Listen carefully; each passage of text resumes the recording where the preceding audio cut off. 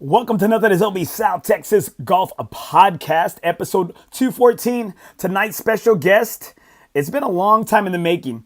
30-year journalist, for mostly in the golf journalism game, and he's a legit journalist, not just a fake media guy just like me, all right?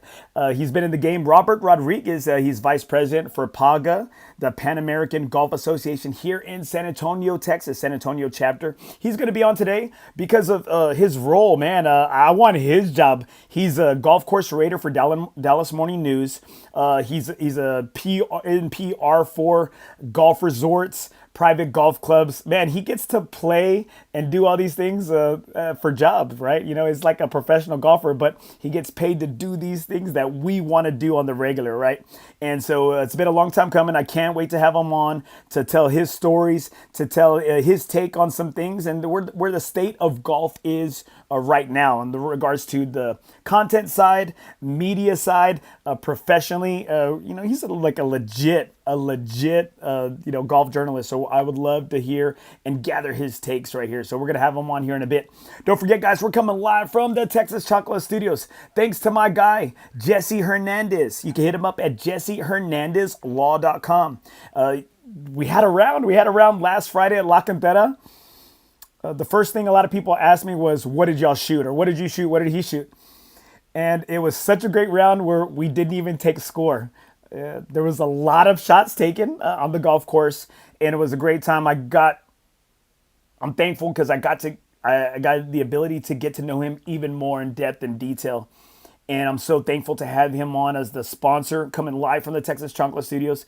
He's a good man, knowing why he does the job he does, why he's a criminal defense attorney, why he fights for people.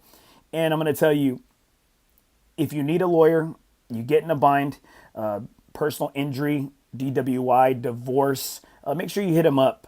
That's Jesse Hernandez at jessehernandezlaw.com. And the Texas Chancla, hit him up at 210-807-8656. He'll slap some people for you in the courtroom. He's a beast in the courtroom, beast on the golf course, and he's a good man. And I'm so thankful to have him as a sponsor of the Nothing Is Obi South Texas Golf Podcast. We are coming live from the Texas Chancla studios. And guys, before we get things going here, don't forget, guys, FOREBROS Tour, never golf alone again. If you don't have a home, FOREBROS Tour has a home for you. We are an amateur golf tour, member-first organization. If you don't have a home, FOREBROS Tour has a home for you. We have several big events coming up, we got Northern Hills coming up. I believe it's on Saturday. We got Northern Hills coming up on Saturday. Out at February 5th, we are at TPC, the Oaks. Come play the Oaks. We got 84 guys teeing off at TPC Oaks. Thank you to Patty Richardson out there at TPC, our president, Jeremiah Sierra, tournament director, for making this happen. Thank you to our board, FOREBROS Tour, never golf alone again. We use Unknown Golf, live scoring. Man, a lot of stuff going on. And then the next day, on Friday, February 6th, we are going to be out at the Quarry. That's right, we're going to be out the Quarry. Banger of a Thursday and a Friday. TPC Thursday, Friday out at the Quarry. Thanks to Dustin and Bruce and Bobby for getting that course nice and ready for us. I can't wait for those 3D, TIFF 3D, right? Or 3D. Yeah, those 3D greens out there, man. Quarry's such an amazing course.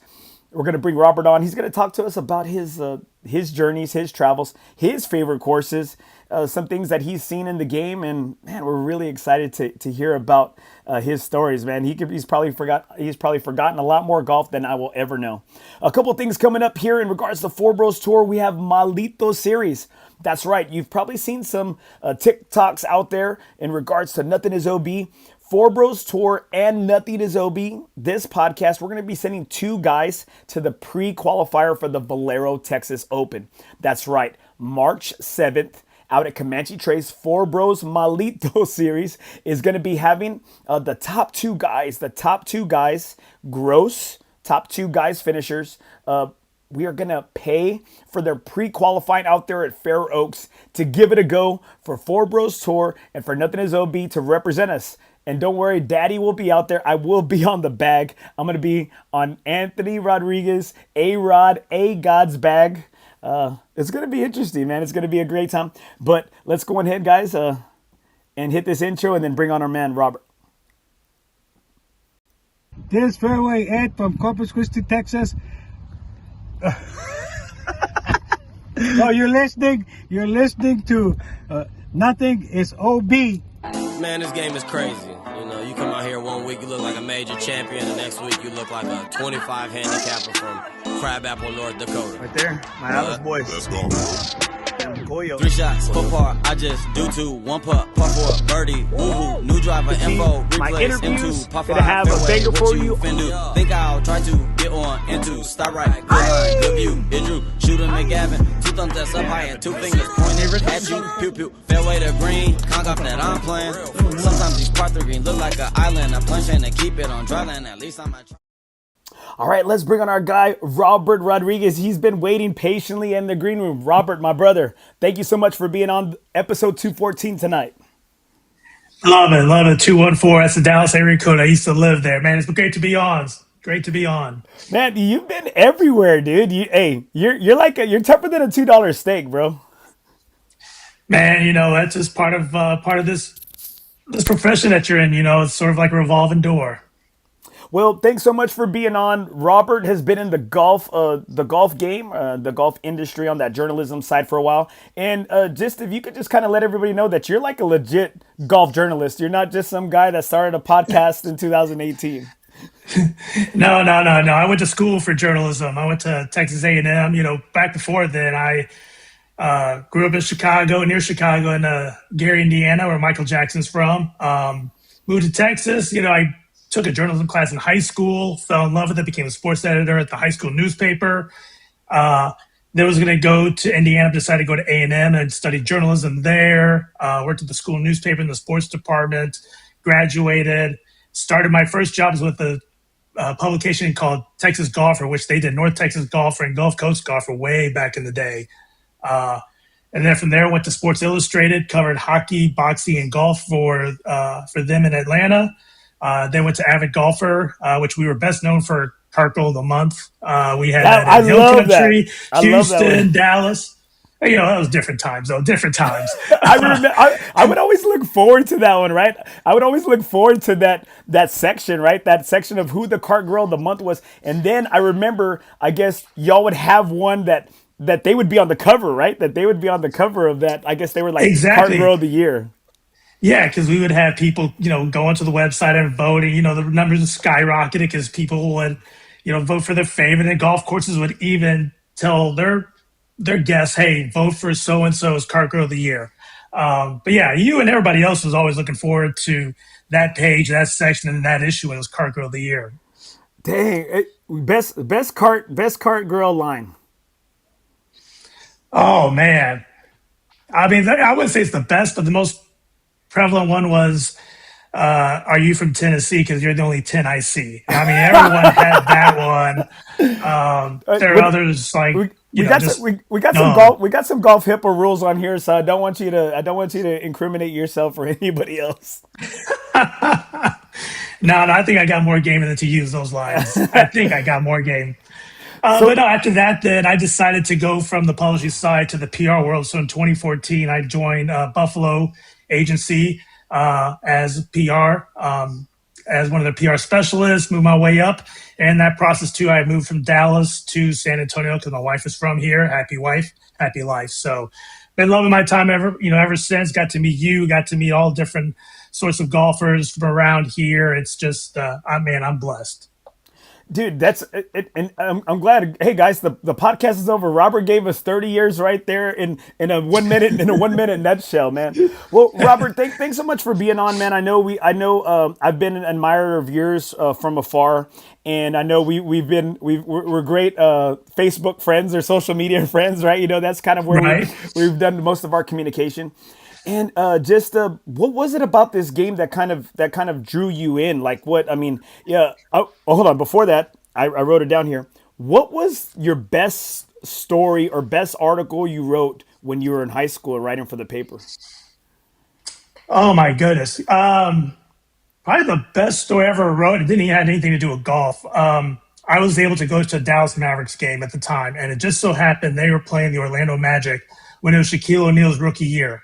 So I got to meet Shaq before the game, got to talk to him after the game, took photos with them, and then I got to write the game story that was published in the school newspaper. Which, again, that whole scenario, that whole day, that was just incredible. Just meeting Shaq, just a big guy, but he was really lovable. You had the dunks that always tore down the rim, so he was well known for that. Plus his commercials and his wouldn't say it was a rap career, but he had that one album. But just just getting to see the benefits of this profession, how you can meet these athletes, you can just write and talk about sports all day long. That's what really hooked me into making this something I wanted to do for my career. Man, it's got to be amazing to go to work every day, huh? It's fun, man. It's fun. There's never a dull moment. I'll tell you that. Never a dull moment. So what drew you into the game of golf? It was my dad. When I was in high school, I mean, baseball was my love. That was the thing that I did. That was my jam in high school. Um, but he wanted me to play golf. He got into it, and he always would bug me to play golf. And at the time, I was young and dumb. I thought I was too young and too brown for golf, so that just wasn't my thing. Until I finally caved in. I says, "Okay, I will go play golf with he and his buddies." So I showed up. I mean, I'm looking nice. I had on my best polo. I had on some jorts, and I had my baseball cleats on. And they're looking at that. I mean, I'm click clacking just like, people walking on concrete with their golf spikes at the time, the metal spikes, except I have baseball cleats. And the pro was like, "No, man, you can't wear those." So put on tennis shoes, got to the first tee. I striped my first tee shot. I'm like, this game is simple. And I hacked it up the rest of the way. But I got hooked. And I thank my dad every day for introducing me to the sport. His friends, they were a big influence too because they showed me the rules. I started playing with them. They showed me the rules.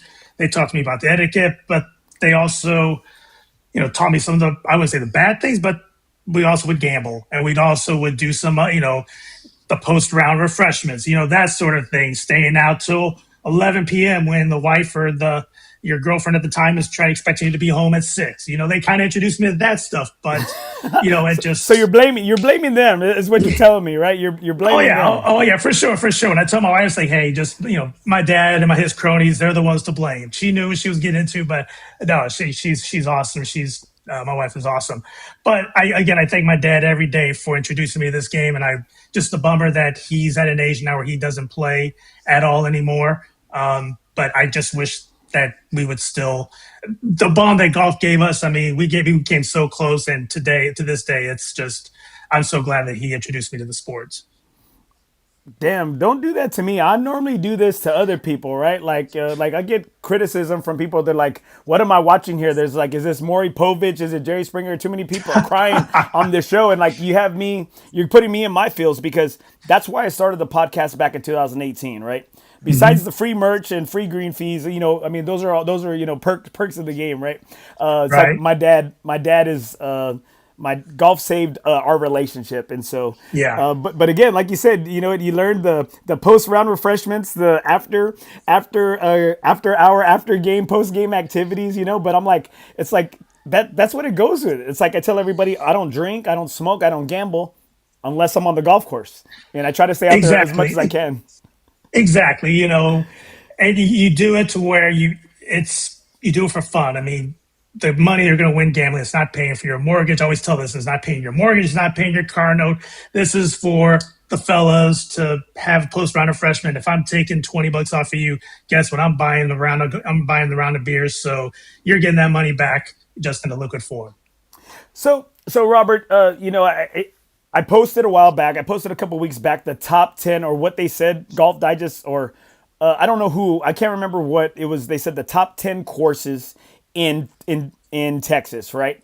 And you know Hmm. what? I'm over here saying I've only played one, which is the Carlton Woods, right? Which is the Nicholas course, Carlton Woods, right? And I knew it was a friend of a friend that got me on, right? And it was one of those courses where he's just like, "Hey guys, what do y'all want to drink?" And I'm over here looking around. I don't see a cart girl. I think we're on hole two. I don't see a cart girl. He goes, "No, I just call them and they'll bring it to us." And I'm like, Hmm. I said, "Okay." Well, I said, "Well, let me get a Tito's and a club soda." And sure enough, man, you know what? Somebody comes and brings it, and man, it's like the freaking Route 44. Like, and I said, damn. I said it's like a little, like a flask of freaking Tito's in there. And so then you go out there and you lay it out there in front of everybody. You said, well, I've played 9 of these courses. Well, part of the gig is I get to be. I'm a Dallas Morning News Texas golf writer, so I'm able to go out and evaluate these golf courses. So I'm able to play all these nice places that, as you said, you ask for a vodka Sprite or something, they bring you a freaking Sonic 44-ounce cup of it. And there's some other clubs too that have the honor system where you pick something and they hold you to it to put your member number down. I know some fellas who would kind of probably cheat that system a little bit. Maybe say they got 1, but maybe got 3 Cokes and all that. I mean, we know some of them, but you go to these places and it's just, just the way that they treat their members. I mean, there's a privilege. Membership does have its privileges. So as a raider, I've had the privilege of playing with a couple, and I'm kind of watching them, right? We know several of the same people. Art Strickland is the OG and with Texas golf journalism, right? Yeah. And I'm watching them, right? It was a husband and wife that I played with, and we played out there. Trip Davis course run division of Ridgewood out in Waco, right? The country club out there. And I'm playing with them and I'm watching them. I'm like, what are they looking at, right? And what are they looking at? And then it turns out he sees me putt. I think it was like on the 3rd or 4th hole. And I think I missed it, to be honest, right? I think I missed it. And he looks and he sees the tattoo on my ankle. And he says, hey, you're a Delta Sig?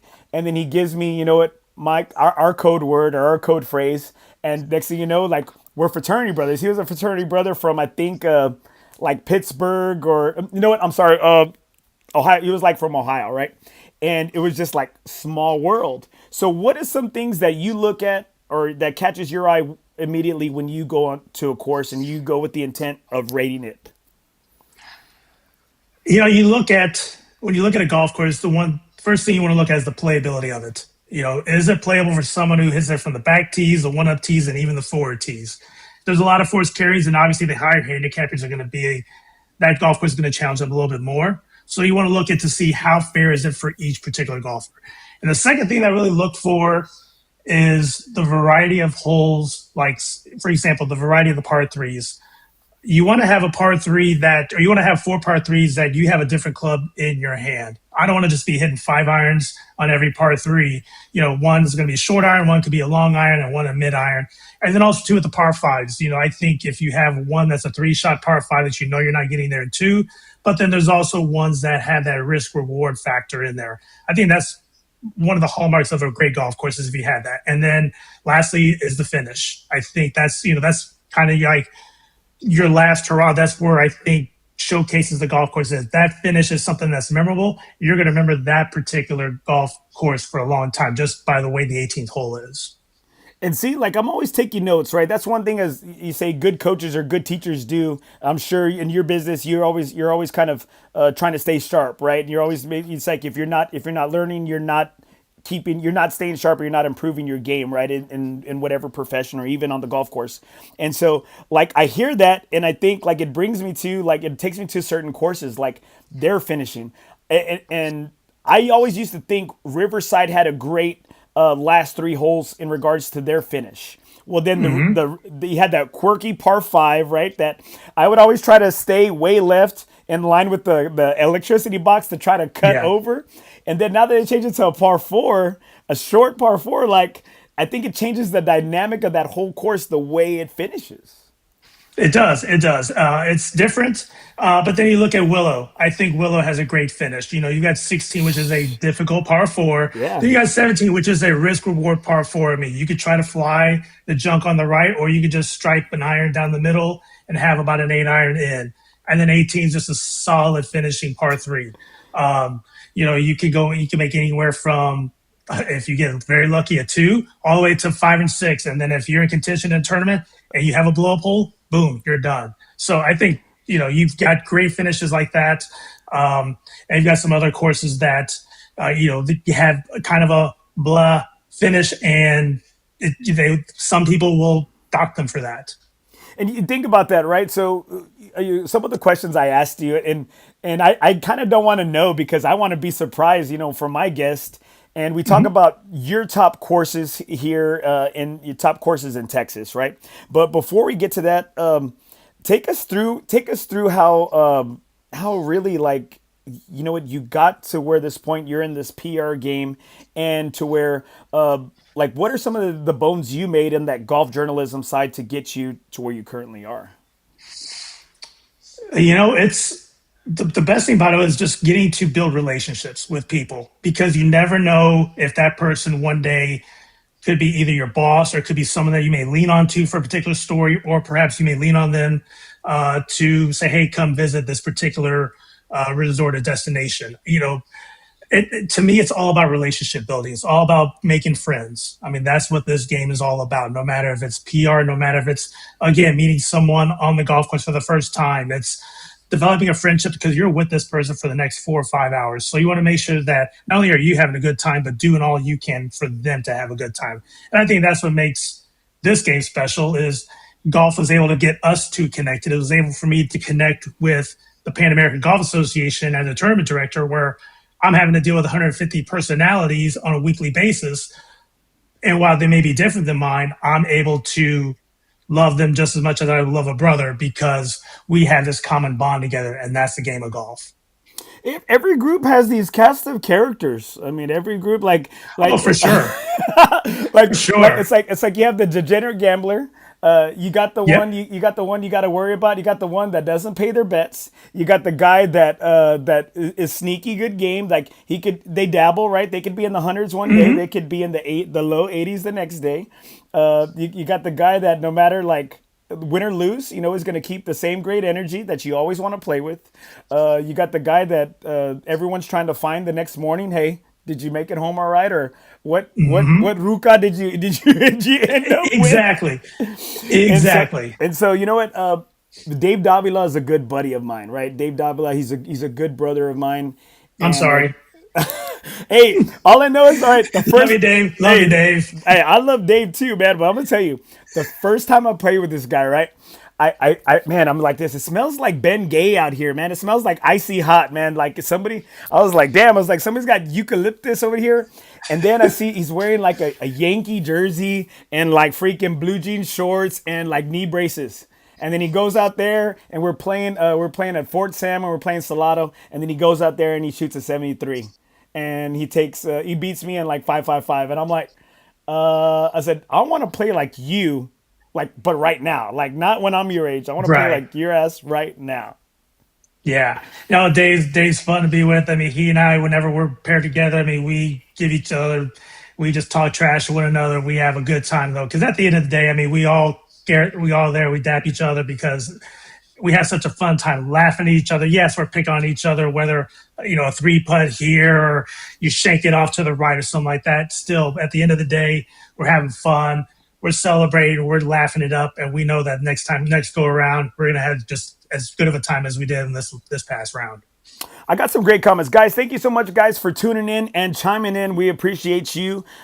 We appreciate you coming out and supporting the show. And if anybody's out there and you got questions for Robert, I know y'all know my ass, but make sure, guys, you chime in and type it in, and we'll bring you in. Right there, I got my brother Jeremiah Sierra. He's the FOREBROS tour president. And tell me, Robert, do you think that's the do you think it's a great idea? We're going to be paying for two of our guys to go to the pre-qualifier of the VTO. What do you think about That's that? super. That is super. You don't realize how good the quality of player is when they play in those Monday qualifiers. And that is super that you guys have the opportunity to get your top two finishers to do that. I think that is spectacular. And I'm like, you know what? And then you got the guys like, hey, it's like, you know what? Put your money where your mouth is. Like, it's like you think you can do it. And now we Mhm. got guys. They see guys' names adding on. Dave's gonna give it a go. Like, hey, like go. I'm gonna be on A Rod's bag, dude. I'm gonna be on Anthony Rodriguez's bag for the pre-qualifier. That's Aggie great, Anthony Rodriguez. Don't Okay, forget that part. okay. Thank you for bringing that up. Do you know why he's not in the Ring of Honor?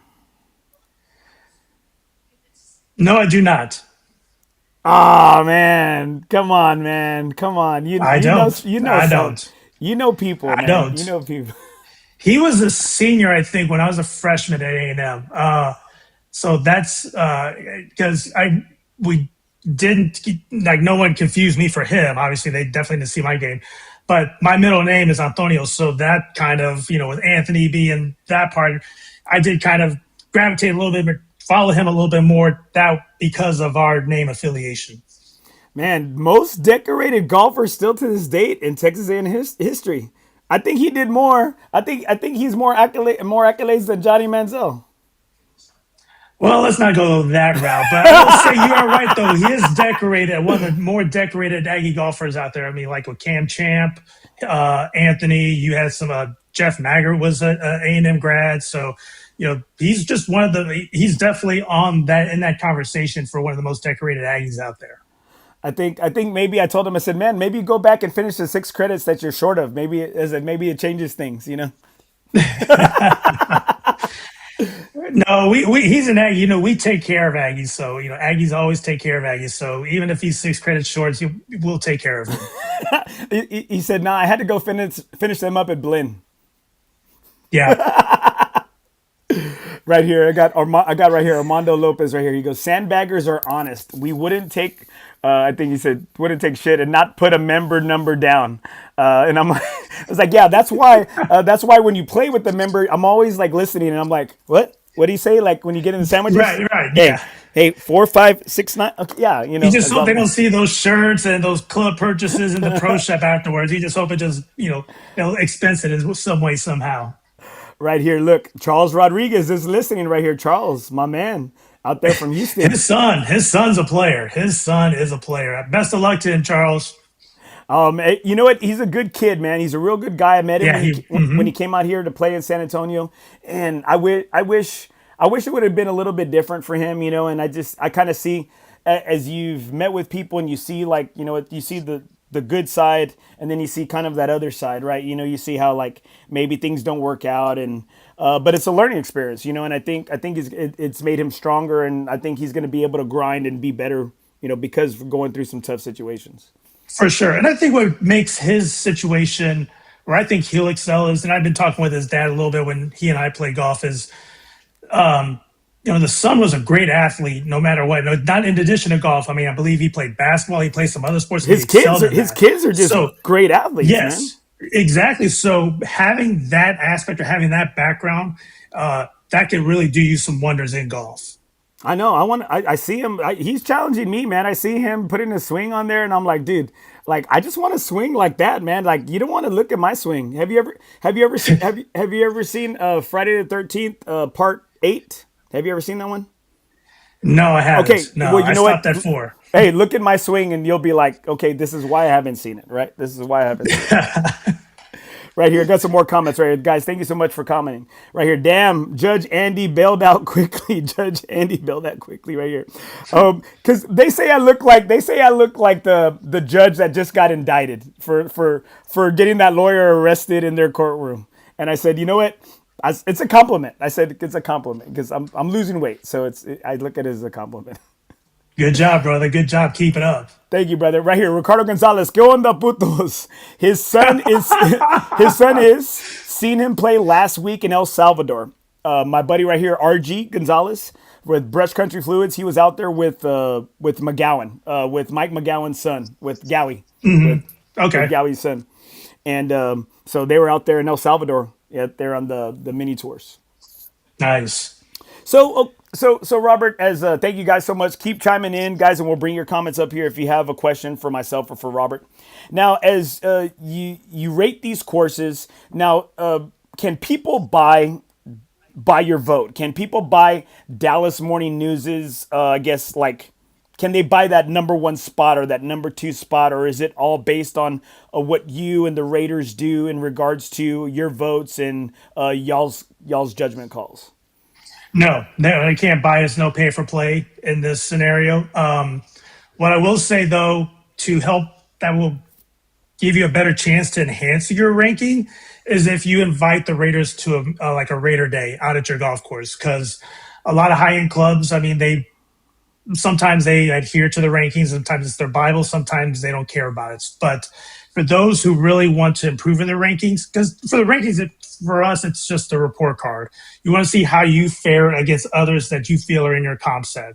And if there's a situation where you may have been deemed for conditions or perhaps something else, well, you want to know why. So this, again, these rankings provides them that sort of report card to see where they're excelling and what can they improve on. But no scenarios that I have known is a pay for play type thing.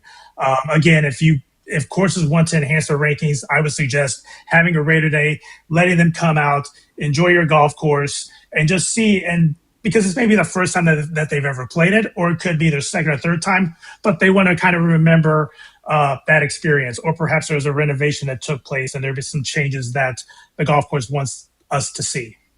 Now I like that, right? In regards to because for years, man, I mean, in one of your courses right here, one of the courses that you said it was, and I'm bringing it up here, right? A lot of this stuff is kind of unnamed in here. One of them was Lajitas. You know, one of them, people constantly say that, oh, they buy their spot, right? They buy it for being the number one ranked course you could play. And if you could kind of maybe describe that for some people, like when people say number one course in Texas, you can play private.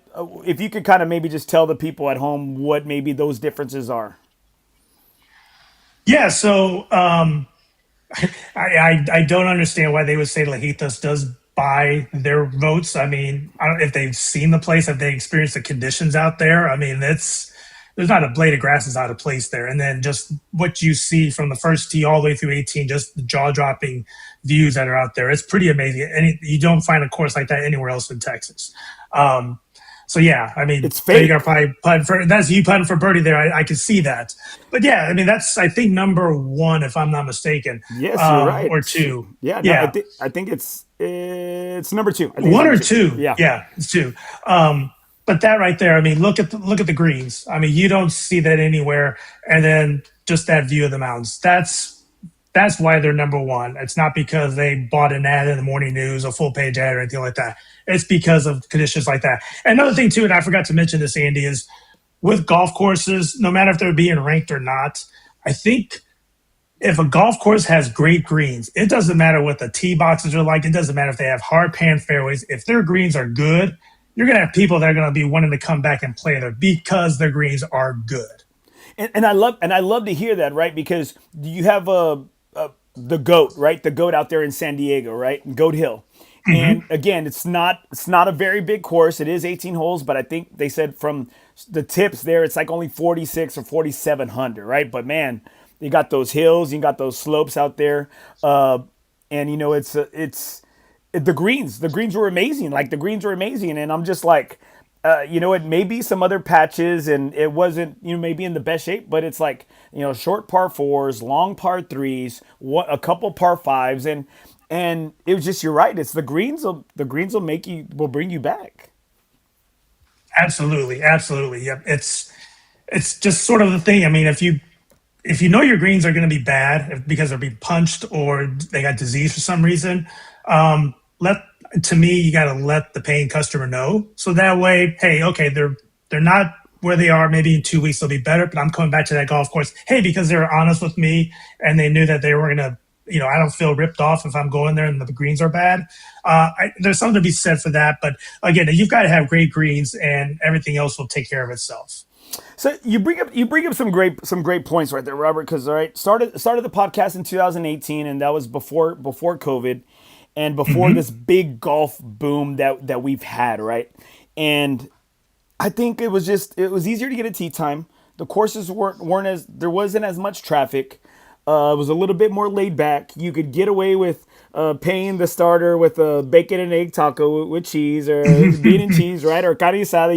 You could slide through, right? You could get that extra that rando round, right? You could play with a couple of For randos, sure. and so everything's kind of changed, right? Everything's kind of changed, and I love it when a course does have that transparency, right? And I think, and I'm not gonna lie, I say, I had the biggest beef with Alamo City back in the day is because you get there to a place like Cedar Creek, right? You go to Cedar Creek and the range is down at the bottom, and then they say like, "Hey, range closed," and I'm like, okay, and then they tell you, you get out there, they don't even say anything about it being punched. You go out there and you find out it's all sandy, and you're like, hey, like, you could tell me the range is closed. You could tell me, two carts, there are two people to a cart, but you can't tell me that the greens are punched. And then you appreciate courses like maybe like Alisation, and you know what, you have others that can say, hey, we're doing an aeration special, right? And you're like, it's a little gesture like that man, it goes a long way, because then you have on SA golfers. I hate it. It's so annoying when people say, how's Olympia? How's GCT? How's this? And I'm like, bro, like, go out, like, go out yourself. Right, exactly. And you're not going to expect Augusta National like conditions if you're paying a 70, 80, 90, even $100 for a round of golf. It's just not happening. It's just the market right now is dictating what the golf courses are paying for, plus to the higher cost for things that are used to maintain the golf courses. So yes, they're going to have to raise with the prices to justify that. It kind of goes where you want transparency with the golf. You want the golf courses to give you transparency when things aren't up to their standards. On the flip side, too, for organizations like PAGA, like FOREBROS, if you're telling the golf course, hey, we've got 36 players that are going to be playing out, and then only 28 show up, well, that's 2 tee times that they just lost out on. So if you have constant communication with them, it's like, hey, our numbers dropped down to 28. We just want to let you know, so that way those 2 tee times that we had reserved, you can now sell those to the daily feed public. So it goes kind of both ways, but I feel, well, in our scenario, just in both of our scenarios, I feel that if you have constant communication with them, you're going to get, some privileges back in return, some benefits back in return. I think also too, if for golf courses, if you do tell your paying customer, hey, our greens aren't, we just punched them a week ago, just want to let you know that they're sandy, then that gives you good feeling. Like, okay, understand, I'm going to go back there next week just because you were honest with me. So yeah, I think it goes, I think you're totally right on that. It's got to go both ways. And so we have some questions right here. I want to bring these up right here. Maybe Yeah. Armando Lopez. Where are the rankings posted at? So if they go to Dallas Morning News on their sports section in the golf page, that's where the latest morning news rankings are. We actually have to do our evaluations, I think, coming up for 2026. I will say it's behind a paywall. That's the only bad thing about it. But, you can find, I'm sure that there's some places that have PDFs of the printouts of it, of the rankings. You gotta go to the library and look in the Dewey Decimal. You gotta microfiche. Back in the day, you had to go to the microfiche. You gotta roll it. You gotta roll it. Don't miss it. Right. Don't miss it right here. Yeah, exactly. Paul Sharp, most over. Any course recommendations in the Baton Rouge area? I haven't played out there. Yeah, that's a good question. I'm gonna have to get back with you on that one. There you go. Okay, see, look. Hey, he stumped the Schwab right there. There you go, Robert. There you go. Now you got to go. Right here. I do. Just not dressed. I'm not gonna dress no purple and yellow though. Well, my buddy, they went up there because my buddy Paul Sharp, his daughter's a Golden Girl out there at for LSU, right? Yeah, And, I see his picture. He's got the gold purple. And well, they're Piper too. They're Piper. Big. Piper Okay, yeah, people as well. I hear you.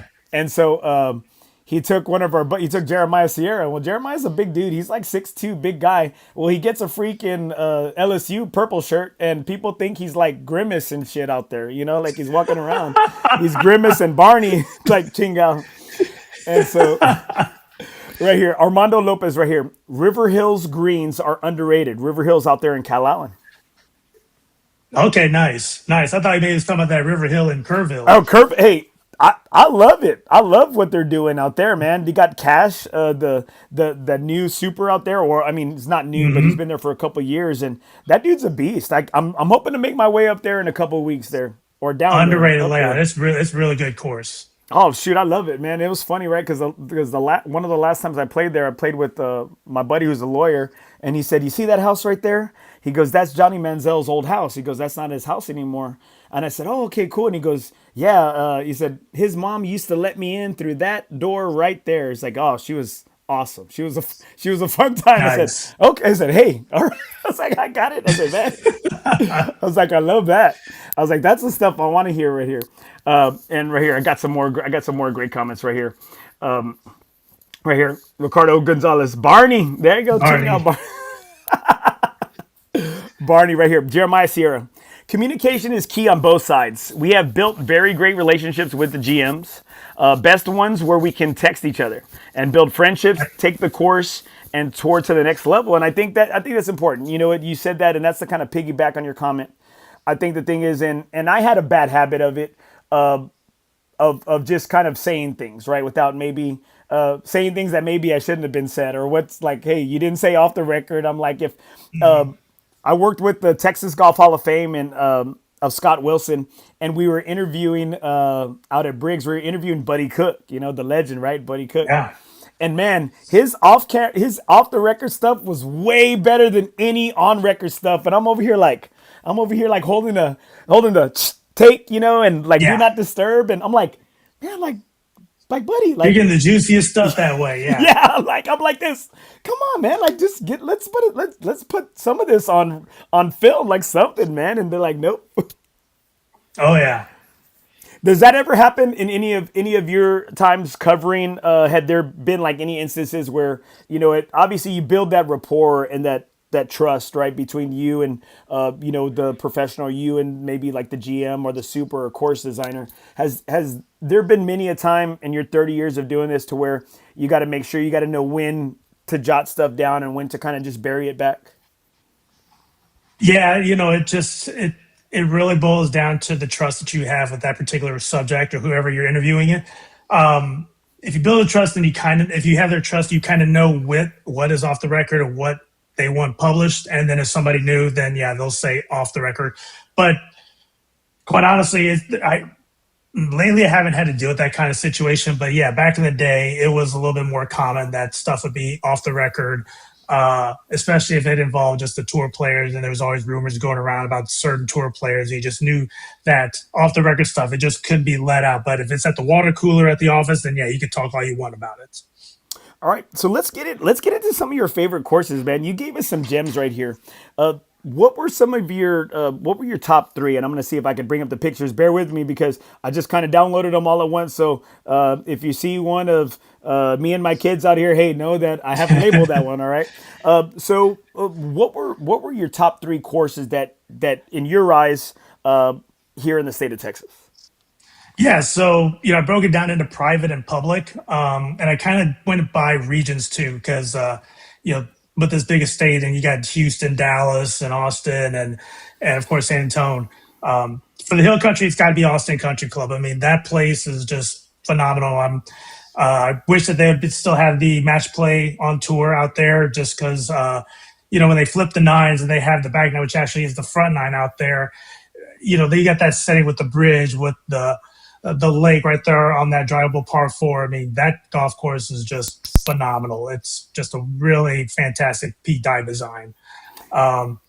Did you? And then you go out there. Go ahead. I don't mean to cut you off. Like, No, all good. Did you have your match play moments while you were out there? Kind of, yeah. That right there is the par five. I think it's number 3 or 4 out there, and I did birdie that hole. And then Can you go to someone the next verify hole, it? Can we verify it? Can we? Yeah, Can we yeah, get a yeah. You verify? might, yeah. And then you go, and then the next hole, I believe, is one of those that are on the lake, and then I, go right off and I just fan it into the lake and almost deck someone in a boat. But, you just have those spectacular holes, and there's really no other golf course in the state that where you're on that lake and you're having those kind of lakeside nail biting par fours or those kind of views of the Pennybacker Bridge right there. There's just nothing like that. I don't think anywhere in the States. And you're right, and I think the Dell match play that was out there. This is one of the first golf tournaments I had the privilege to be media like verified for, and it was amazing because I think it almost seemed a little more intimate than maybe a normal PGA event.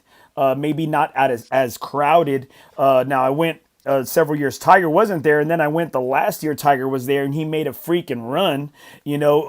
I think we were on one hole, and it was just freaking packed, and there's chicks all over the place. Like they're saying like some crazy stuff to Tiger. They're over here going like even some girls are like going Tiger, suck on my titties, Tiger. And I'm just like, I'm over here like, man, you get everybody. Well, like, I mean, it got everybody like got whiplash just from like, man. I mean, it was just, it was going crazy. It was almost like Happy Gilmore. It was a scene from like Happy Gilmore out there in regards to Tiger. And that was, you know what, that was before, that was the year, it was 2019. That was the year he won the Masters, you know?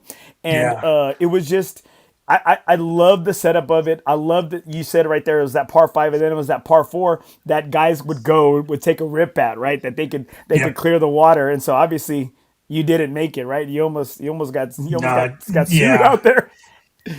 Yeah, they call it a PBFU for a reason.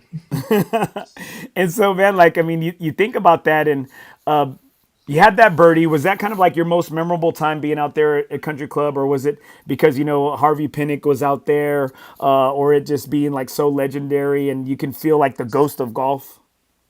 Yeah, it's all that. You know, they got the history there. There's, I think, a statue of Harvey Pinnick teaching golf to his students. I think it's Tom Kite and Crenshaw and someone else. I think that's a statue out there. But just the history of that place, that's and the golf course in itself. I mean, just that club, it's awesome. It's, you know, if you do get a tee time out there, it's always packed because the membership, they love to play golf. I mean, when you got a playground like that, you would always want to play golf every day that ends in Y.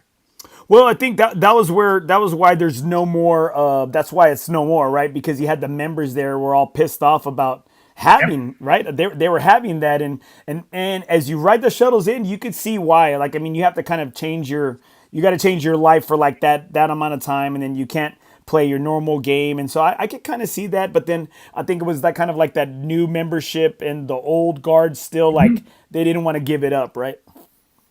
Clubs like that who have to deal with that old money versus new money, that's always going to be big contest, always a point of contention. And also too, with courses that do host tour events, you know, you've got to close it for a couple of weeks to the members, and then also a lot of times the tour will oversee the golf course. So once that happens, once the tournament is over, now you're going to have that overseed ride that's going to be going up against the Bermuda, so your conditions are not going to be up to snuff either. And I can see that, you know, like I can see it like if you're paying that all that good money for those things, then you like it's like you're definite, like you definitely have to make sure it's like, hey man, this is my money, this is what I'm paying for, and it's just like I gotta get like a return back on our membership, right? This is a great one right here Exactly. of you. This is a good old Pinehurst. It's one of my best courses I played outside of Texas. This was a long time ago. But yeah, I played it a couple of times ever after that. But that was my first visit to Pinehurst, Paint Stewart right there off of 18. Just what a special place. Did what numbers are your favorite out there at Pinehurst? I like two, 4, and 8. I haven't played the new 10 just yet. Is 10 the is that Doak, right? Is that Tom Doak, or is that Correct. another? Yeah, that's yeah, exactly. Right. Okay. I think so. Yeah, man. And so, my boy goes all in RG too. RG Gonzalez that's commented on there. Man, they're real good buddies with some of the guys out there, and man, they go look. Here we go right here. RG Gonzalez right on cue. Did you play Pine Needles by chance? I did not, but that's it's funny you say Pine Needles. That's a friend of mine went out there, and he absolutely loved it. Well, I don't want to give up all their sources, but they go out there and they frequent, man, like 5 or 6 courses, and uh, Yeah. he has some. I'm gonna say it, RG. You know what I'm saying? It's nothing as OB. He has some live golfers go out there to his property, and they go enjoy themselves out there and hunt and fish and stuff, and big game hunt on his property. So he's had his company's name on some of the bags and some of the polos out there on live. Nice, nice. And so it's always good to hear those stories, and they come back with all these bags and golf balls, and of course, they get a discount in the pro shop, but you know, nothing for me, and that's okay. That's If I say that's just the nothing way I comes like your it. way, Oh no, like nothing comes your way. just give me some of the Pro V1 range balls. Like I'll take those, right? I'll take those all day right here. So right here, we got some great comments right here. Armando right here, Armando Lopez right here. What is your number one thing when you get to a course and immediately view as a black eye when rating? Oh, that's a good question. Oh man, that's maybe going back to I can't you can't fault the greens. Man, that's a really good question. I'll tell him. So why you think about that? I'll tell you. For me, right? So I don't rate courses, but you know what? I rate the restrooms at every golf pro shop, right? And for years, my biggest gripe was after at Alamo City, they'll give you a questionnaire. Hey, how was it, right? And I say, man, the restrooms at Riverside suck. And then since they redid it, I think they redid it with my comments in mind because man, those restrooms are way are way better. Yeah. And maybe go back to the service thing. I mean, if you do announce that you're coming out there as a raider and they do welcome you, you never want to, and I tell this to our public relation partners, is and when they have a raider come out to their golf courses, you never want that person to leave there with any questions in their mind because then that could lead to a bad rating. So, if I go back and I say, hey, I got a question about something and this doesn't get a response to me, that is a little bit, that kind of I think gives the golf club a black eye because, if let's say there's a tree that's been knocked down, it's not being removed from the fairway, you want to ask why is it not happening? If you don't get a response to that, then if it's something that affects the golf course and the layout, then you're going to get dinged for that. And I think that's the thing, right? I think your job is to be like super subjective, super black and white. It's kind of like being an official of the game. It's like, look, I don't care who wins or loses. You have to play. It's like you're your own team, right? And I think that's the thing is you're putting your name, your reputation on this. You're putting your stamp of approval or disapproval of a course. Yeah. So right here, we got a couple other. I want to bring up the courses right here, and I'm gonna try my best to bring them up. So we have right here. You have Austin Country Club as being another number one course. What is another course that is on Robert's list for his favorite here in Texas? Texas, I like Texas Star out in Euless, which is a suburb in between Dallas and Fort Worth. That's a public golf course. Man, I just always really liked that layout. Keith Foster designed it. He's the same one that designed the quarry, and I love the quarry. To me, that's my favorite public course in town. That back nine is special unless you're playing in the dead of summer. Then you're in a brick oven. But to me, that golf course, I mean, the setting or where it's located, you can't beat that. You can't beat the layout. You've got a wide open front nine. You've got the back nine. To me, it's just really thrilling golf. And then on the private side, I mean, there's Dallas National, which is just unbelievable, and then Whispering Pines out there in East Texas. Those are phenomenal golf courses. So I constantly hear that it's always Whispering Pines, and I guess, man, what is the other? Is it between Whispering Pines, Dallas National? And I think is it now like you have the Covey, right? You have the Covey, which is, and I had Sergio Meneses, who's assistant pro recently on the show.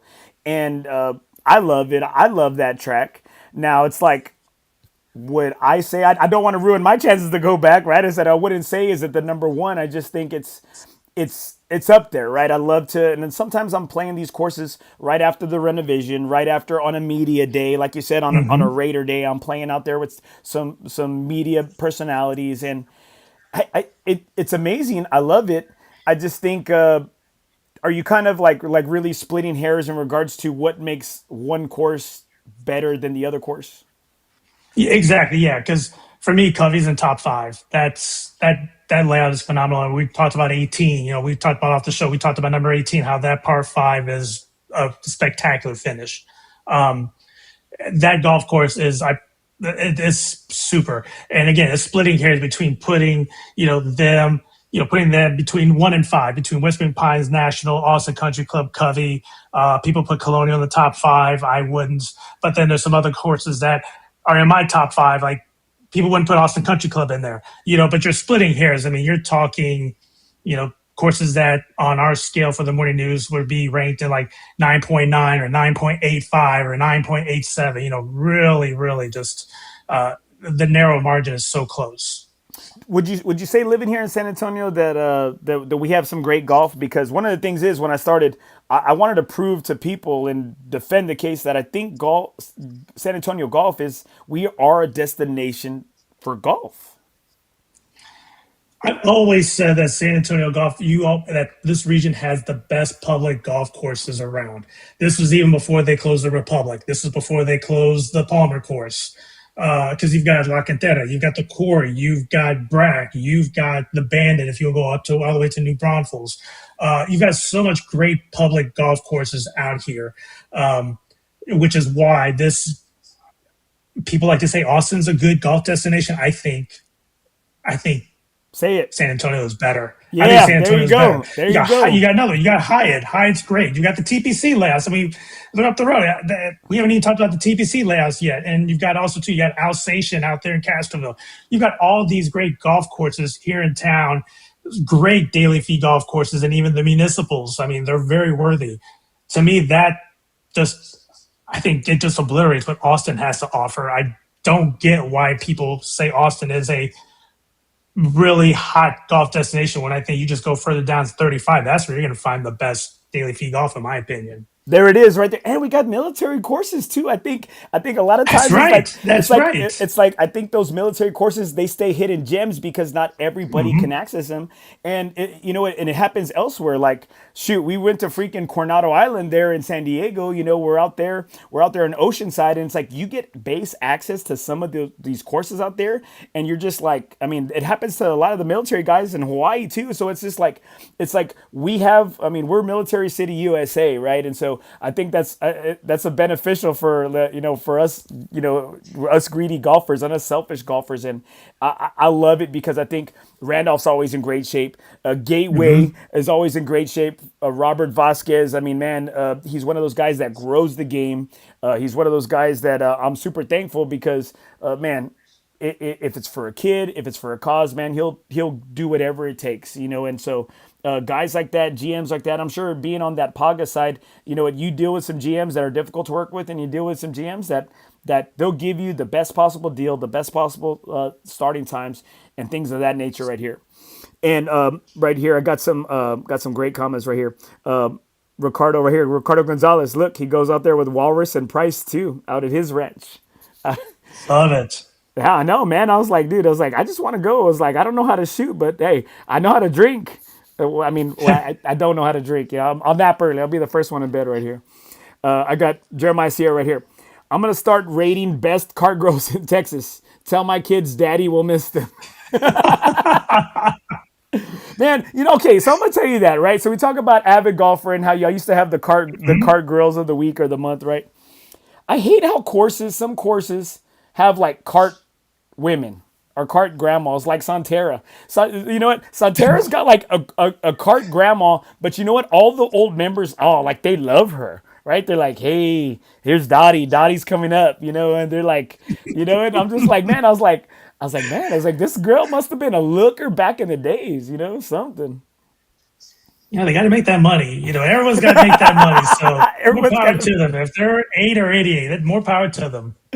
All right, so I agree with you, right? We have the Quarry, and I've had Bobby Gann, and I've had Bruce Berger on the show, and those are guys that I think you're only as good as your staff, right? And I think you're as good as the guys that are behind closed doors, that are there when it's still dark. They're there after after the club closes and everything, and they're the guys that cover the greens, tarp the greens. Bruce Berger went out there and he took a freaking chance, man, in getting that TIFF 3D. Would you say it's worked out well for him and for the Quarry? Because I know even Stream Song was the one that just nurseryed it, right? Where they were the only one. They didn't even have it at their courses. They just had it in a nursery. And taking that to South Texas, would you say that it's worked out for him? Yeah, for sure. I mean, good luck finding, getting a tee time at the Quarry or just finding an open spot to go play out there. I think as you said, he took a chance because this climate is far different from what you find in any other places that are trying sort of different strains of grasses. So for them to try their luck on it, and especially in the case of just again on that back nine where there's very little wind during the summertime, to really push it out there. And then we talk about how the greens are a big aspect for a golf course. So kudos to them. They seem to be doing a phenomenal job, and I knew that they had to do their greens innovation because they hadn't done it and since I think the course had opened. So, it was time, and they really knocked it out of the park with what they did. So you have the quarry as one as your top ones. You have Lajitas as being one of your favorites that you could play. And I posted a picture earlier, and I'll bring it back up here again. I think Yeah. the thing is, I was freaked out. Right, we went to go stay out there. It worked out really well for me. My oldest daughter was the only one that was kind of shit out of luck because she had to drive daddy around while my wife and my youngest were exploring out there at Big Bend, right at the national park. Hmm. And so I thought this course was freaking fake. Like, I mean, I don't think there was a blade of grass that was out of place. There wasn't very many golfers. There was only one person working the pro shop. I'm not trying to try to diss him or talk trash about him, but it was just a very laid back, beautiful setup, beautiful layout, true rolling greens, and I think it's just like it almost felt like you have the course to yourself. So that I think it made it even that much sweeter. I'm out there with my daughter. She's driving me. She's trying to drive through a freaking spring, getting scared. I'm getting nervous because we're driving up and down the mountains. And I think that's one thing that, in regards when you play places like this, is it always about who you're with or where you're at? I think it's a little bit of both. I was in a similar situation as you out there. My family went to Santa Elena Canyon. I went to go play golf. And I was there by myself. Maybe three other foursomes were out there. One person was working in the counter. But to play there and to experience that golf course, I think that's what made it special. Other times you could play a golf course that maybe doesn't have the views or the conditions like that, but you're playing with a great group of people, and that's what makes it special. In that scenario, like you, I think it was just the scenery and just the setting that you're playing that made that place so special. So as we talk about these amazing courses, what celebs have you ever got to be around, or what have been your favorite, or maybe the ones that you maybe said like you saw on multiple occasions that you're like, hey, like I called them a friend, not just that I met them. Yeah. Again, in this profession I've been in, I've been blessed to meet a lot of celebs. I covered the celebrity event at Tahoe for many years. That seems like a badass event. Is that as much fun as it It looks like on is. the, on TV? It used to be. It used to be back when I covered it in the early 2000s. Media had pretty much run a show. Like you could go right there on the range and go grab De La Hoya and go talk to him, or you can grab Jason Kidd and go talk to him. Now you've got every sort of security guard like backing you, and you can only have certain times to talk to those particular celebrities. And it's always in a group. It's not a one-on-one. I But got a yeah, I great. mean, I'm posting a during great my pic. I'm posting a great picture of you and Super Mex right there in oh yeah, that's Trevino. that's my golf idol right there. That's my golf idol. Just love everything about him, and his stories are legendary. Yeah, he's the reason why I really and just another reason why I'm so fascinated by this sport is just because of him and just everything that he's such a great ambassador for the sport. I think he did it. I think he did it for all of us. Growing up Mexicano, growing up Latino. Like I think he was always our dad's favorites, right? I guess like he was always like Yeah. like our dad's rooted for him. At Puerto Rican or Dominican Chichi Rodriguez. Like if you had any of that Latin spice, that Latin flair, like I think our dads and uncles, they all rooted for him, right? And so in return, hey, we rooted for him too. And I think I loved his attitude. I loved his energy. I read a great story about him training really hard out in New Mexico with his family out there because he said he was going to get Jack. Like man, he said he was out there and, Hmm. in between shots he was doing push-ups. I mean, he was just grinding out there, and then he ultimately, offhand, I can't tell you what major he won, but he takes down Jack, right? And I'm just Jack is considered. I mean, it's between Jack and Tiger, like of who's the best, and of golfer, in history for the most part. And I love to hear that. I'm like, this dude's a grinder. It's like Arnie says, swing your swing, right? And like it's Hmm. nothing pretty in regards to his game, and it's just like No, he's got the flash, he's got the flair. he does, and he's got the gift of gab. I mean, he will talk your ear off, but he stayed true to who he is, and he stayed true to the shot that he played. And he was just he always played the fade, and it worked for him. And I mean, it just the stories that he has and just the way that he appreciates everything that golf gave him, I think that's what makes him so special. And man, and I can agree. And it just from seeing, I mean, you get to cover him, you got to meet him. I'm trying to, man, I'm trying to meet him. I missed him when Texas Golf Hall of Fame did some stuff, and I'm still mad. Scott Wilson, when you listen to this, you hear this, I'm still mad at you. You didn't call me. Hey, it ain't a far drive to Dallas, baby. It ain't a far drive. I'll make it. And so you have those celebrities, right? Has there been any celebrities that maybe kind of rub you the wrong way, or like, man, I'm okay with not covering anything he does or being around him? Because I got a couple, man. Graham McDowell and Joaquin Neiman. Like, man, like if I see those dudes in the street, you know what? They look at me the wrong way. I'm ready. I'm ready. Yeah. Back when I was a young pup reporter, Greg Norman, he designed a golf course in Houston called Meadowbrook Farms. And media folks, we got to walk the fairways with him as he's playing this golf course. And he wasn't playing well, so he took it out on us whenever we asked questions. He took it out on us because he wasn't playing well. And then he had designed another golf course up in Dallas, the same thing.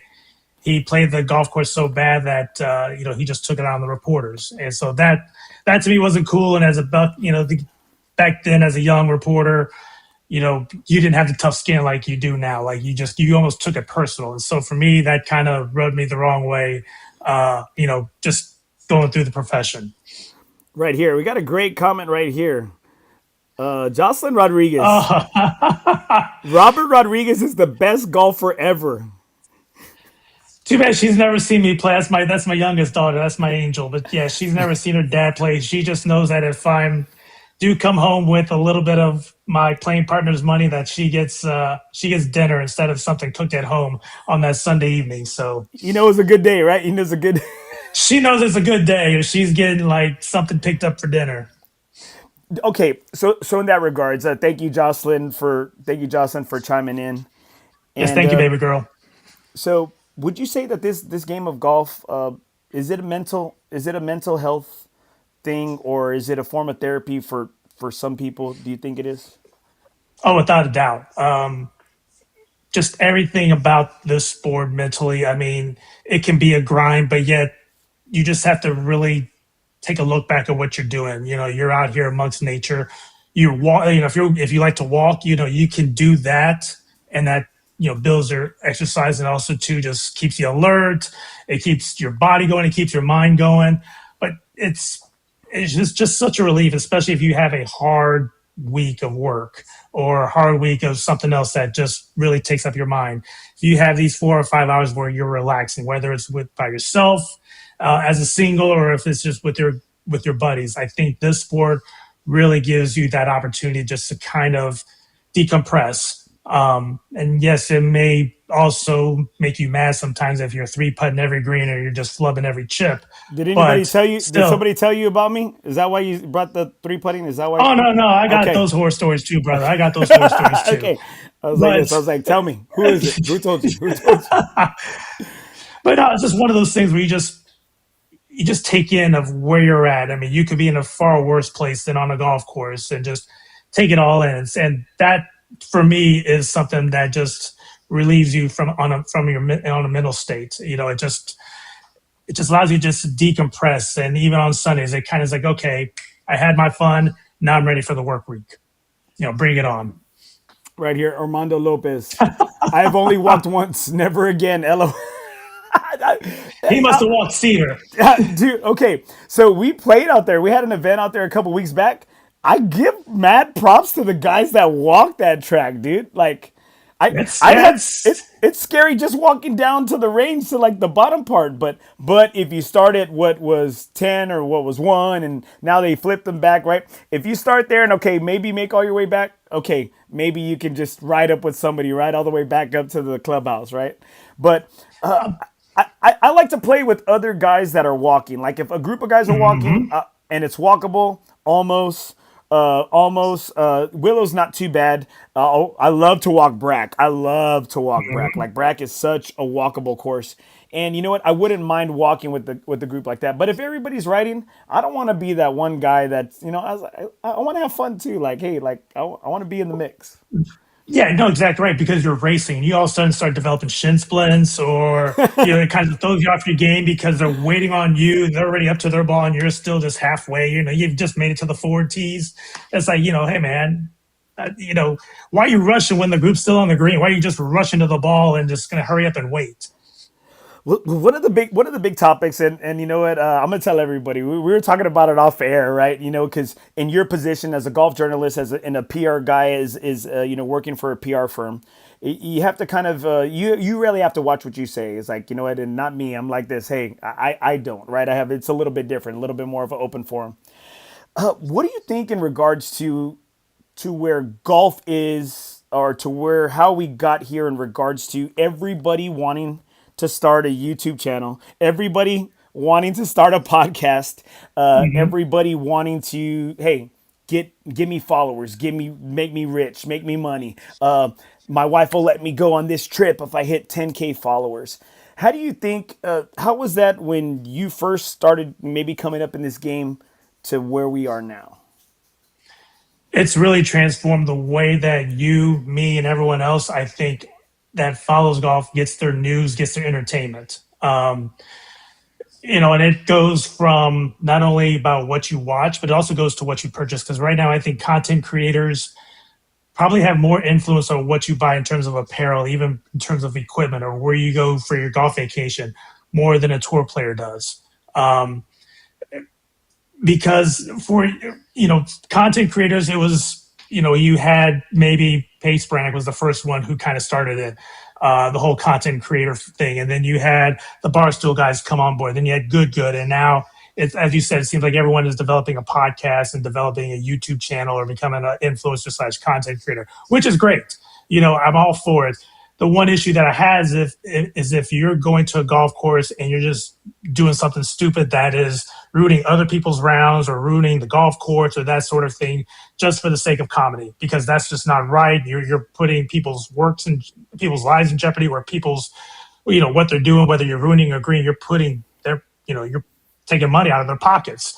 So for me, that part of it is just what I don't get. I don't like that part of the content creator side. But anything else, if it's something that's great for the game and it's something that promotes the game of golf in a positive way, I'm all for it, no matter who you are or what channel or what platform you've got. So you say that you brought up some really good, good groups. Now, I'd have to say the motivation for, and I always got to kind of throw this out there because people say, oh, he's got a podcast, and I'm not trying to be up in people's faces about it, because it's a labor of love, and I guess that's kind of where Hmm. my view is in regards to other people, right? I'm like, look, I said, I don't post a lot of swinging content because that's like, I love to talk. Like, I'm doing what I love to do. Like, I'm not, I Right. said, people don't want to watch. I have an ugly ass swing. Like, people don't want to see that. And it's like, have I posted stuff? Yes. Will I post stuff? Yes. But that's not all of what I'm about. I'm about, like you said it, the big thing is about making the relationships, because it's like, how do I get Robert's job? I don't even want to be the Dallas Morning News. I just want to be on the SA Current. I want to rate the courses for the San Antonio Current, right? It's like Andy's gonna rate San Pedro, the Teddy Bear, Oak Valley. I was like, that's what I want to be. And I was like, let me be that guy, right? But it's just like, I love the Barstool guys.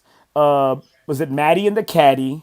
The Hmm. Golficity guys, Yep. Mike and Frank up north. Those Hmm. were the guys that those are Matt Janella. Those were the guys that really I wanted to shape my podcast after. Dave and Mike from Texas Golf Insider. I love those guys, but you know what? And used to listen to them on Saturday mornings, but I'm like, why am I listening to a course about Louisiana, about New Mexico? I said, San Antonio has so much golf, so many great people. I want to hear about the golf in this area. I'm from Corpus Christi, Texas. I want to hear about the golf there. I want to hear about the golf in the Valley. I want to hear the golf in Austin and Houston. I said, man, we have a lot of great golf in that, what is considered the South Texas area. Hmm. And I just think that I listen to the Barstool guys. I don't know. They love the game now. I think they love the game now. I think they do, because you know what? It pays so well. Like, it pays so well. Like, Hmm. I don't think they didn't grow up on the game, and I don't want to be that hater that says, "Oh, you haven't loved the game as long as I." You know what? Yeah. I think what kind of turned my view for it is when Riggs was living out at Pinehurst during COVID, and he was in tears as he was leaving. And that kind of that did it for me. I said, man, I said, maybe this guy, maybe I can respect this guy that he loves the game as much as I do, just not as long as I've loved it. And that's what it's all about. It's all about being relatable. That was related to you. You were related to everyone that's listening to you and watching you, because this is all about San Antonio golf. That's what makes it relatable. And I think that's why content creators are really, are why a lot of people are being influenced by what they're buying or what they're doing, is because you and I relate to them a lot more than we relate to those on the PGA Tour. I mean, it's just a simple fact. They got the games that are out of this stratosphere that we'll never achieve. At least I will never achieve. And it's funny because, we have a common friend, Rory Blackroy. What's great about his content is he's not afraid to show that, hey, I messed up on this swing. I chunked it, or I hooked it so far into the trees, I'm not going to find this golf ball. That's what's relatable, because it can bring us out of comedy, but it's also something that you and I have done a lot of times on the golf course. You'll see some of these content creators who they're wanting to go out and show you that they can shoot 63 or they can go out and shoot 66, and they'll doctor some of those footages that you see of their rounds. They may hit a bad shot, but you're not going to see that. You're going to see them pure it after, let's say, their fifth attempt. That's going to stay close to the green. It's a tap in birdie. So that's not saying all content creators do that, who do that sort of those sort of videos, but those that I think have more of an influence, whether it's on a podcast or whether it's a content creator, are those that you can relate to the most. And I agree, and that's why we're coming live from the Texas Chancla studios. Jesse Hernandez, the Texas Chancla lawyer, because he started posting golf content out there, right? And he did it, and I told him, I said, where I related to him is, he goes, oh man, I didn't shoot very well, or I didn't have a good hole and a good score. And I said, no, bro. I said, it's when you couldn't get out of the bunker, and I could hear you breathing really hard in there, like you. I said, you were struggling. I said, you know what? I said, the struggle was real. I heard you. You know what? You were huffing and puffing. You barely made it out of the bunker. It took you about 3 times to get out of the bunker. I said, your ass had a hard time even getting out of that bunker physically. And I said, you know what? You were trying to catch your breath. And I said, you know what? This is real. Like, that is real. I said, that is more, I'm more like that guy than I am like Nelly Korda or Brooks Koepka, right? I said, I'm closer to him than I'll ever be to those guys right here. I got a great comment right here by General Manager Robert Vasquez out at Gateway Hills. My entertainment is watching golfers putt on hole 9 out there, man, on that hole 9. You know which one it is, the incline, right? The incline, par 4 out there at Gateway. Taking bets with guys in the shop. If it's a 3, 4, or 5 putt hole, watching a golfer struggle equals entertainment.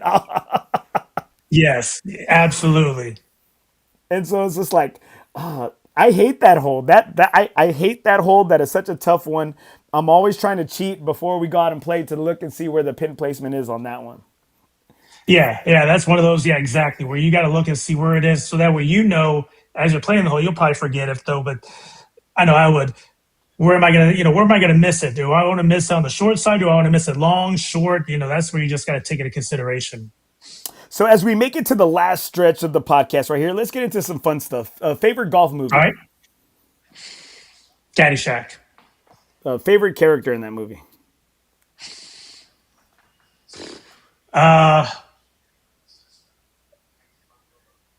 Yeah, I'd have to say Rodney Dangerfield. Oh, I can't remember his name. It's like a weird Polish name, right? His name is Ozerk or Querzerk or something like that. It's a weird. I can't remember his or Urzik or something like that. Like he's got a weird name. Al Zervik. Yeah. There you go. Czervik. Al Zervik. Yeah, dude. He's the best, man. What is your favorite best golf memory? Probably caddying for Jack Nicklaus when he opened a golf course in Oregon. That's probably my best golf memory ever. Just he shot 68 like it was nothing. And that was just a cool experience. I only was supposed to caddy for him for 9 holes. The other rider couldn't make it, so they asked if I could walk 18 with him as his caddy. And I almost lost his putter cover one time. Thankfully, someone picked it up for me and says, hey, you might need this. And it was a putter cover he got from winning one of the British Opens in the 70s. You could tell it was a special putter cover, and I'm so glad the guy recovered it because he could have easily sold it for thousands of dollars on eBay. Favorite golf tournament or most memorable golf tournament that you've covered? Waste Management, Phoenix Open, without a doubt. Is that a bucket That's list? Is that a bucket list event? I tell every person that's just loves golf, I'd say go to the Masters and go to the Waste Management. Two totally different experiences, but it's incredible. Is the pimento sandwich at the Masters like legit? I don't like it. I hate pimento. That's what I wanted to hear, Robert. Yeah, That's how I know we're I don't friends. like That's how I it. know. That's how I know we're I don't friends. like it. Yeah, I don't like it. I love it. I love it right there. Okay, favorite golf club in your bag right now. Lab putter. Which one? The DF3 Oz. What do you got? I got the Mez. I You got the got the Mez. Looks like Mez. the Okay. yeah. It looks like the Imperial starting an Battlefield. Yeah, Imperial fighter. Yeah. Battlefield. Yeah. Okay. I have one. I have the Mez right now. I won it in a raffle, so I'm trying to see. I don't want. It feels good in my hands, though. I'll tell you that much. It feels good. But I'm a lab rat, that's for sure. all right. Best. Let's see. Best shot you've had on the course. Not alcoholic. Not Best shot. alcoholic. I've never gotten a hole in one, but I came really close on 17 at Canyons at TPC. I stuck it to like less than an inch. It didn't, and won a hefty skin off of that too. Which hole was that? Which hole was that one? A 17, the par three, Oh, that part. downhill The part on three Canyons. on canyons. Uh, 16. Oh, 16. Yeah, 16. 16. Yeah. Yeah. Because 17, yeah, you're right. 16. I'm sorry. Yeah. Yeah, I get that one confused too because you always forget about that short par four right there. Look, hey, Dave Davila, Yep. Right. three Yeah. putter. There you go, right there. That's You know it. what? Just for that, Dave, hey, next week or next time you're playing, you're going all the way back to 13B. You're not going to be in the front. You're going to be back in 13B with Hey, the but 20 he's got handicappers. he's got something to do. He's got something to do. He's got a meeting. He's got something to do later. No, he's not going Right home. here, going home, right there. Dave Davila, love you, brother. One of the best people out there. And so, as we wrap up right here, just one more question that's kind of not related to this. Your take about the whole. I want to hear. I want to hear golf journalist. I need to hear it. Your take about Liv and Reed wanting to come back. Brooks now coming back. Do you think the cookie is crumbling? I think so. It will really crumble if Bryson decides to either focus on being an influencer slash content creator, or if he wants to go back to the tour, because I think that's their last bell cow that they've got on that tour. When the Live first started, I wasn't really opposed to it as many people were. I think it just, you know, sort of like the NBA and the ABA, those two leagues, they coexisted for a while before the ABA folded. That's how the Spurs went to the NBA. You've always had these two alternate leagues, USFL and the NFL. Live is sort of, they were the villains. I mean, they picked up all the vilified golfers out there, whether it was Mickelson, DJ, Reed, all them. But I think their time is, the clock is definitely ticking on them. I do think it is. I think the tour is doing the right call by letting them come back in based on some certain stipulations. But I think in the end, us as pro golf fans are just gonna be beneficiaries of it. Whether if it at least because of Liv's downfall, so be it. I watched the golf tournament today. I normally would not have watched a Thursday morning round, a PGA Tour round, but Brooks was playing, so you kind of had that. Let me see how he's doing. Let me see how he fares. He did well at the start before he he didn't play well towards the end. But I think once you start seeing more and more of these players coming back, and Liv will try to fill it up with more younger players coming out. I just don't see how they can sustain, especially if I think I heard something about for every dollar that they were spending, they're like maybe getting 8 cents back on it, for everything that Liv's been putting into, in for this tour. So yeah, I think in the end, I think all of us as golf fans will be big beneficiaries of it. I I'm there with you because I think Phil brought so many things to light as what what not having He did, yes. not having his not having your own controlling your own image likeness and things of that nature, Hmm. and how the PGA is sitting on this this fund and things like that, and I think he did. I think he was able to bring so many things to light. Best golf book. I don't read much, even though I'm in a profession where you're supposed to read. I don't read that much I read picture golf books. I books. read picture books. Yeah, I'm about to say I'll read coloring books, through and through. Yeah, best golf book. It was funny. I got a golf book the other day at the PGA show, and I've been really looking through that thing a lot. But it's a lot of pictures. It's by a gentleman named PJ Keeney, who is a big time golf photographer, and he did this thing where he played like I think he played over some incredible amount of rounds of golf over a year's time, and he documented via his photos. And I've been looking through that book constantly ever since I got back, just because the photography is great, and just seeing some of the courses that he's played that I've also played. You kind of look back at those holes. So that's probably the last golf book that I can remember like looking at or even thumbing through at this point. So right here, Dave Davila. He sure can't read a green. Yeah, he'll tell you. I mean, I'll be the first to tell you. I need hooked on phonics to read some of these greens. That's for sure. Oh man. And so like I I mean, think he's that got some one-liners today. He's got oh some one-liners. I mean, he's wasting I them would tip all. my hat to you, Dave. I'm glad. I think it's Chat GBT. He's finally he's getting some new material right here. He's getting some new Yeah. material right here. So I think that's one thing as I travel, as I drive to, and it's always to courses, right? As I'm driving to Houston or Dallas, I'll listen to a book, right? I'll listen to an audio book Hmm. only when, hey, they re-give me credits. Hey, you got a free book offer, right? Yeah. That's when I'm gonna get it. And so that's one thing these past several years I've tried to do a little bit more is do a little bit more reading into the golf. I read Armin Kataям's Tiger Woods, unofficial biography, Alan Shipnunk's autobiography on Phil, Live and Let Die, Alan Shipnunk right there. Hmm. And then the most recent one I had him on the show was Humberto Garcia, with the long game with a Mustang Miracle, right? Yeah. And I'm trying my best to maybe be a little bit more of a student of the game, and I'm finding that I'm learning so much about this game. It's not helped me in my golf game. Don't it? That it's not helped me, but I feel like I'm falling like kind of like in love with a different part of the game, right? And so I just really I appreciate it, and I love talking golf with you because, man, like you're taking us to places like a lot of us have never been. You're looking from it through a different set of eyes, a different lens that we're just looking at. Hey, can I take the free tees? Can I steal some of these Pro V1 range balls? Are the transfusions on the house? It's like I'm in the country club, locker room. I'm stealing razors and free toothbrushes. You know what I mean? And I was like, things like that. That's where my mind is, right? So one of my last questions for you right here, or my last question for you is, who are you playing your final round of golf with?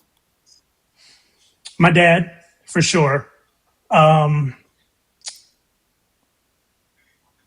Lee Trevino, and probably, even though they don't play golf, uh, I got to squeeze in, make it a five. I got to put my two daughters there.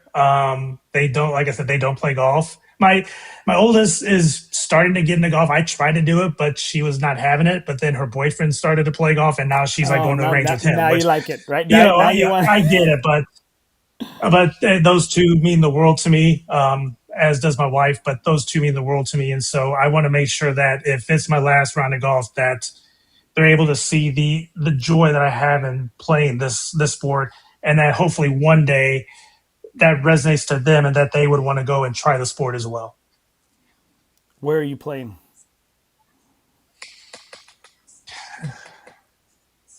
That's a good. You know what? I would probably go play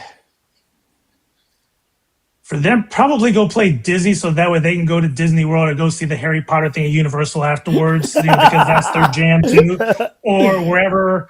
Maybe a golf course close to where Taylor Swift or Harry Styles was performing, because that would be their happy place at night too. So wherever, it'd be wherever. I just could pinpoint one particular golf course we go play.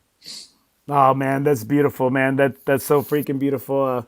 I'm a girl dad too. It's like, you know what? It's like I was raised by women, and I guess God just felt like, hey, I needed two more to take care of me, you know.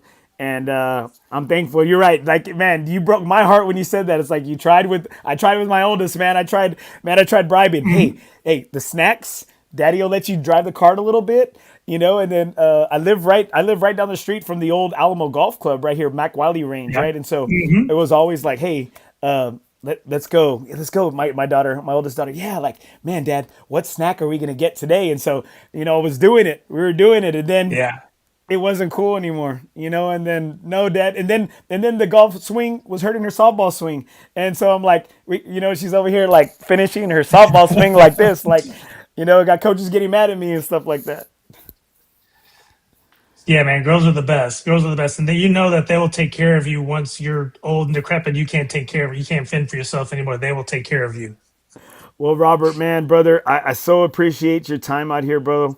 And you know what? You've dropped some knowledge on us. You've opened our eyes to a lot of courses and to, you know, that rating side that we may never see. Did you have any questions for me, brother, as we close it out here? No, man. I just think that this sport, I mean, we all have stories. We all have great experiences that we've had through this game of golf. And I love hearing about everyone else's stories about what drove them to this sport. Why do they keep on coming out and playing this sport, as maddening as it can be for us? And I think it's just that love and the passion. I truly enjoy not only talking with you and getting to know you, but also too with everyone that I've been lucky enough and fortunate enough to be with on the golf course and through my profession. So I look forward to meeting a lot more of your audience and a lot more people on the golf courses. And again, it's so great to just get to know everyone on that level. Be careful, man. Be careful. Like, you know what? When A Rod asked me to be on his bag, I said, A Rod, I'm gonna tell you. I said, I'm very toxic, and he said, that's what I need. And I said, hey, well then I'm your man. I said, it could be. It could be. If you're getting pushed around on the course and somebody's threatening to fight you, hey, they probably listen to nothing as OB. No, man, no, you're all good. You're all good. Regardless of what Dave Davila says, you're all good, my man. Ah, man, right here, right here. Let's close out with a couple comments right here. Thank you, brother. I appreciate it. Dave Davila, Rob's all heart, right there, baby. Armando Lopez, thanks, Rob. Alfred Mayorga, outstanding. RG, great stuff, man. Charles Rodriguez, right here. Another awesome show, Andy. Keep up the good work, Robert. Thanks for sharing. Thank you all for listening. Thank you all for hearing my stories. And like I told Andy, is like he was looking deep down the bottom of his Rolodexes for guests, so that's why he got me on. But no, I truly appreciate this opportunity. Thank you so much, my man. No, man, I do appreciate it, man, and let me know, man. Tell Will. I'll take Wild Bill. Hey, Griffin. I say tell him, man. Hey, I'll go 555 Nassau. Let's go, man. Hey, I'll give Absolutely. you. Tell me. I'm He'll get ready. that 6 a.m. tea time on you, though. So, you got to be an early riser. He will get that early morning tea time on you. Why is it that we can wake up for that time, but if your wife tells you to take your daughter to any one of her competitions, or I need you to do this, or you got to wake up for me. I love my job. I love teaching and coaching, but damn, it's a struggle just to wake up in the morning, right? Like, why is that a struggle? But for golf, like, hey, I'll lay my outfit out the night before. I'll sleep in it. Hmm. Clubs are Yeah, ready. 5 alarms set and all that. Yep. Nope. I hear you. I hear you. All right, my brother. Hey guys, make sure guys you follow Robert Robert Rodriguez. He's on all social media platforms. He's out there. He lurks in the shadows. He does some great things in regards to PR and Buffalo Group. And Rob, thanks so much, my brother, for being on, man. And I'm ready. Hey, my phone right here. They call me Little Caesar because I'm hot and ready. Just let me know. Right on. Right on. Thank you so much, man. All right, brother. You have a good night. All right, you too. Ah, thanks to my guy Rob, dude. I mean, I want his gig. I want his job. I was like, let me be the one to succeed your job right there, guys. I'm gonna also put some comments out here. I wanted to make it about Rob. Y'all are bringing old shit up over here. Right here, look, Patty Cottrell. We want Brucey. I want Brucey too. I do want Brucey too. I miss Brucey. Robert Vasquez, free Brucey. It was Brucey's choice to leave the show. Maybe it wasn't his choice. Maybe I drove him to it. But you know what? I drive a lot of people to do some crazy things right here. So maybe it was me. Mike Kirk, what's up, degenerate? My brother Mike Kirk right here. Mike Kirk free. Mike Kirk, he's on a pause right there, baby. He's on a pause right there. Let's see what else right here. Robert Vasquez, Arnold Garcia, and his vibe carried this show. I mean, he's got small hands. He can't carry much. All right, he can't carry much right here. But we do. I do miss Brucey. I do miss Brucey. I ain't gonna lie. Look, Arnold Garcia, Robert Vasquez. Glad you noticed. And Brucey right here. I'm falling asleep. Man, right here, Jeremiah Sierra. You know it. You know the Prez is always right. Brucey, stop acting like a jealous ex. Oh, dude, Robert, right here, Robert Vasquez.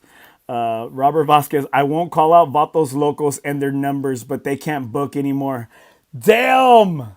I missed this comment right here. Robert, really? Robert, you're going to call out Vatos Locos right there? Dang, dude. No way.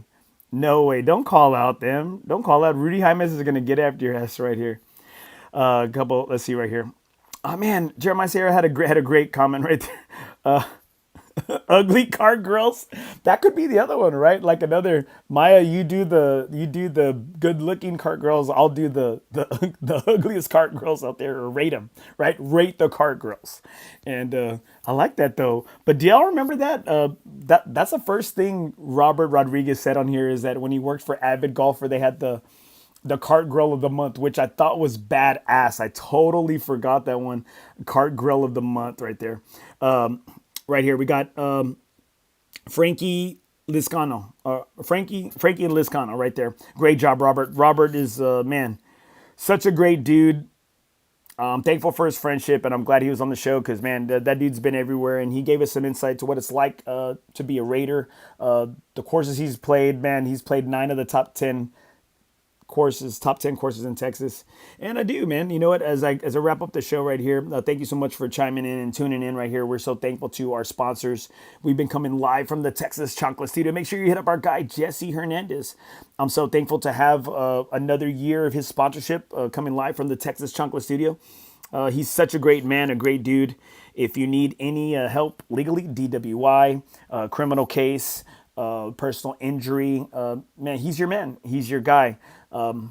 If you don't know, if you just see him on TikTok, you just see him on Market Square, you just see him at the Spurs games, know that he said why he does this. He told his mom why he does this, because his mom even asked, Mijo, why do you, she didn't like that he was a criminal defense attorney. And he said, Mom, I do this for the people that can't fight for themselves. And that stuck with me. Like, this is a guy that he's strong in his convictions, and I got a chance to really get to know him even more, know what makes him tick. He said he wanted to be a lawyer since he was 5 years old. I said, damn.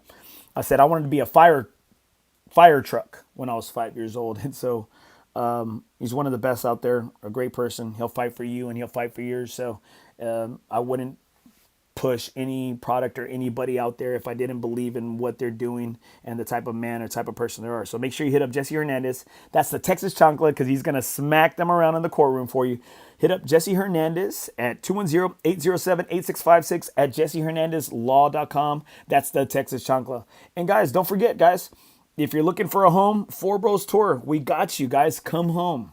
Come home. Never golf alone again. We got the 28 handicaps. We got the plus ones. We got the plus twos. Got some great events. We got the best schedule in the city. Jeremiah Sierra, tournament director and president, making a banger of a schedule for us. So we got on February 5th, we're going to be out at TPC playing the Oaks course a few months before the VTO, the Valero Texas Open, is played on that same course. We're gonna play the next day. We're gonna be out at the Quarry on Friday. A great deal. Some of the best deals, some of the best tee times that you're going to be able to get. And we're thankful to Jeremiah. We have Comanche Trace out in Kerrville, Texas, the Malito series on March 7th. I don't think it's ever been done before, but the top two finishers in that Malito series out at March 7th, Comanche Trace, Nothing is OB, and FOREBROS Tour, we are going to be paying for the top finishers to go to the pre-qualifier out at Fair Oaks Country Club to play with the ability to move on to play in the Monday qualifier. Daddy's going to be out there. I'm going to be on A-God, A-Rod, Anthony Rodriguez's bag. So it's going to be a great time. FOREBROS Tour, again, they're the presenting sponsor. I'm a founding father. I love the group. I believe in it. Man, come home, guys. We tell everybody about it because we want to share it. And we're a member first organization. We do charge $25. It's an annual fee. We use Unknown Golf, the 2024 PGA Show Software of the Year.